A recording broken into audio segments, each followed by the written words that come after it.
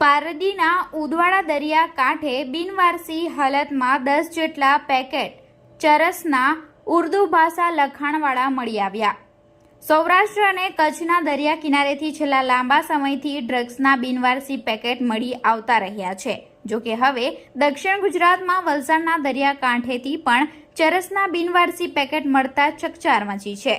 SOG અને પારડી પોલીસે 11 kilo 800 ગ્રામ વજનના 10 પેકેટ કબજે કરી વધુ તપાસ હાથ ધરી છે।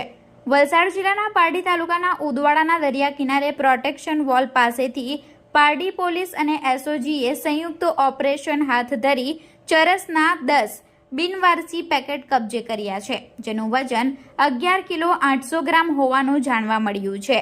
10 પેકેટ બિનવારસી મળ્યા બાદ દરિયા કિનારામાં વધુ પેકેટ છે કે નહીં તે શોધવા માટે પોલીસે સર્ચ ઓપરેશન હાથ ધર્યું હતું। જે પેકેટ મળી આવ્યા છે તેમાં ઉર્દુ ભાષામાં લખાણ લખેલું જોવા મળી રહ્યું છે।